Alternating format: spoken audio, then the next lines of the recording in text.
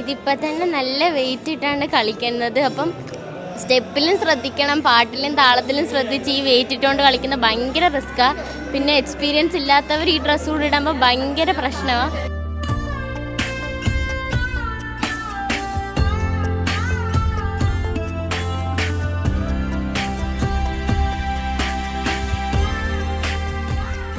ഏതാണ്ട് 1 ലക്ഷം രൂപയോളം നമുക്ക് ചിലവായിട്ടുണ്ട്. കാരണം ഈ മറ്റ് നൃത്തരൂപങ്ങളെന്ന് പറഞ്ഞാൽ നമ്മളത് റെക്കോർഡ് ചെയ്ത് അവതരിപ്പിക്കുകയായിരിക്കും. ഇത് ലൈവായിട്ട് കലാകാരന്മാർ തന്നെ ഒരുപാട് ആളുകളുടെ ഒരു പ്രയത്നത്തിൻ്റെ ഒരു ഇതാണല്ലോ നമ്മുടെ ഈ കഥകളി എന്ന് പറയുമ്പോൾ. ലൈവായിട്ട് തന്നെ അവർക്ക് അവതരിപ്പിക്കേണ്ടി വരും. അപ്പോൾ അതിന് ഒക്കെ നമുക്ക് സാധാരണ ഒരു നൃത്തരൂപം അവതരിപ്പിക്കുന്നതിൽ ചിലവ് കൂടുതലായിട്ടാണ് വരുന്നത്.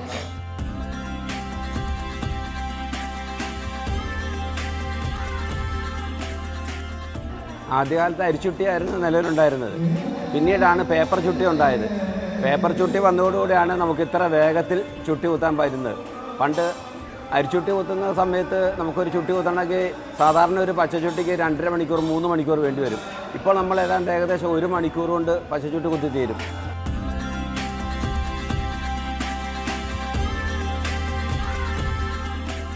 ഇപ്പോൾ യൂത്ത് ഫെസ്റ്റിവൽ രംഗത്ത് പോകുന്ന കുട്ടികൾക്കാണെങ്കിൽ എപ്പോൾ നമ്മൾ വിളിക്കുമെന്നും എങ്ങനെയൊക്കെയാണെന്നും നമുക്കറിയാൻ പറ്റത്തില്ല. അതുകൊണ്ട് സമയം അറിയാതെ കൊണ്ട് പലപ്പോഴും കുട്ടികളുടെ ചുട്ടി നേരത്തെ കഴിഞ്ഞിട്ട് അവർക്ക് ഭക്ഷണം കഴിക്കാനൊക്കാതെയൊക്കെ ഇരിക്കും. അത് ഈ പരിചയമില്ലാത്ത കുട്ടികളാകുമ്പം ആ ചുട്ടി ഇളക്കുന്ന സമയത്ത് അവർക്ക് ഒരുപാട് വേദനയൊക്കെ അനുഭവപ്പെടും. പരിചയമുള്ളവർക്കാണെങ്കിൽ അത്രയും വേദന ഉണ്ടാകത്തില്ല. തീർച്ചയായിട്ടും അത് ഈസിയായിട്ട് ഇളക്കിയെടുക്കാൻ പറ്റും. എന്നാൽ തന്നെ നല്ലപോലെ ഉണങ്ങിപ്പോയി കഴിഞ്ഞാൽ ആ ചുട്ടി ഇളക്കുന്നതിന് ഇച്ചിരി ബുദ്ധിമുട്ടായിരിക്കും.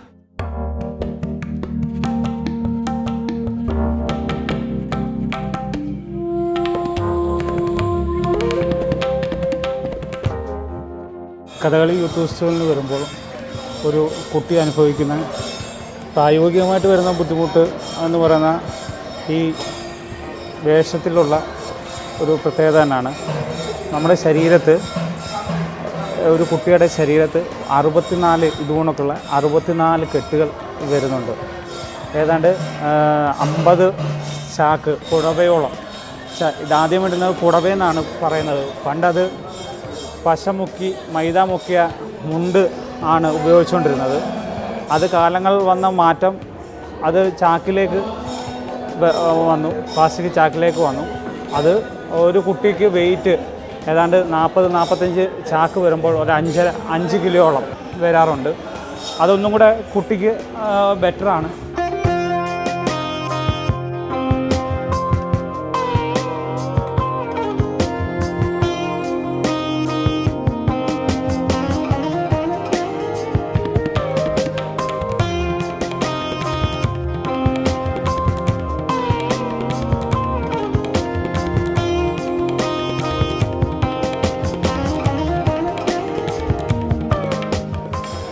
പിന്നെ പ്രായോഗികമായ ബുദ്ധിമുട്ട് ഇത്രയും കെട്ടിയിരിക്കുക എന്നുള്ളത് ഒരു ബുദ്ധിമുട്ട് തന്നെയാണ് കുട്ടിയെ സംബന്ധിച്ചിടത്തോളം. പിന്നെ കൃത്യസമയങ്ങൾ ചിലപ്പോൾ ലേറ്റായാൽ ഈ കുട്ടി ഇത്രയും വെയിറ്റ് താങ്ങിയിരിക്കണം. പിന്നെ ചൂട് ഒരു ചെറിയ പ്രശ്നം വരും.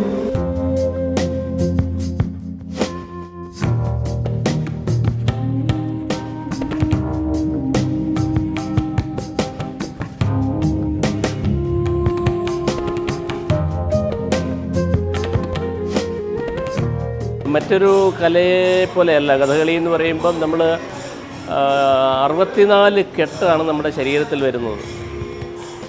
ഏതാണ്ടൊരു 60-70 കിലോ ഭാരമാണ് നമ്മുടെ ശരീരത്തിലുള്ളത്. അപ്പം ഇത് വെച്ചുകൊണ്ട് നമ്മൾ കളിക്കുക അത്ര എളുപ്പമുള്ള കാര്യമല്ല, വളരെ ആയാസം തന്നെയാണ്. അതൊരു നിരന്തരമായ പരിശീലനത്തിലൂടെ അത് വളരെ അനായാസം കൈകാര്യം ചെയ്യാവുന്ന ഒരു കാര്യമാണ്.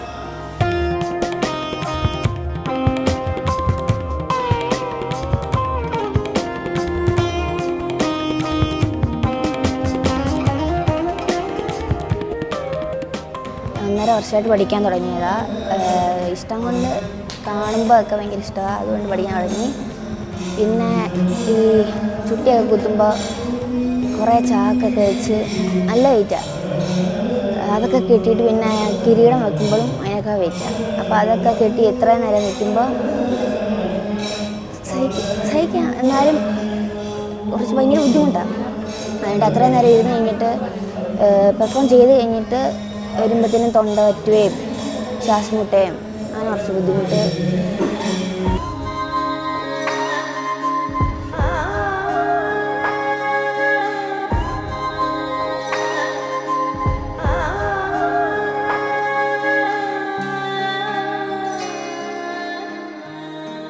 ശാരീരികമായി നല്ല അധ്വാനമുള്ള ഒരു കലയാണ് കഥകളി. നമ്മൾ ആയോധന കല എന്നതുപോലെ തന്നെ അതിനേക്കാൾ ഉപരി ഈ ചവിട്ടിത്തിരുമും മറ്റ് അഭ്യാസമുറകളും കൂടുതൽ ശാരീരിക ആരോഗ്യ സംബന്ധമായി തന്നെ നമുക്ക് ഈ കഥകളിയെ വിലയിരുത്താവുന്നതാണ്. അപ്പോൾ ഇത് കുഞ്ഞുങ്ങൾ നല്ല രീതിയിൽ അത് വർക്ക് ചെയ്താൽ അവർ നന്നായിട്ട് തന്നെ പെർഫോം ചെയ്യും. പിന്നെ ഇതിൻ്റെ ഒരു സാമ്പത്തിക ബുദ്ധിമുട്ട് പലരും നേരിടുന്നുണ്ട്. കഥകളിക്ക് വല്ലാത്തൊരു ചിലവ് എന്നൊക്കെ പറയച്ചിലുണ്ട്. പക്ഷേ എന്നാലും നല്ല ഒരു 1,00,000 രൂപ കൊണ്ട് നമുക്ക് സംസ്ഥാന തലത്തിൽ കുഞ്ഞുങ്ങളെ പങ്കെടുപ്പിക്കാൻ കഴിയുന്നുണ്ട്.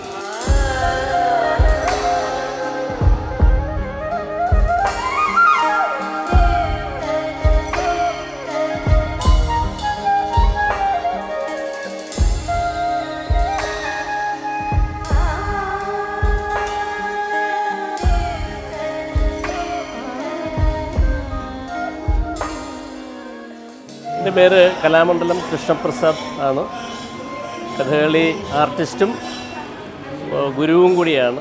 ഏതാണ്ട് 38 വർഷമായി ഞാൻ സംസ്ഥാന സ്കൂൾ കലോത്സവത്തിൽ കുഞ്ഞുങ്ങളെ പങ്കെടുപ്പിക്കാറുണ്ട്.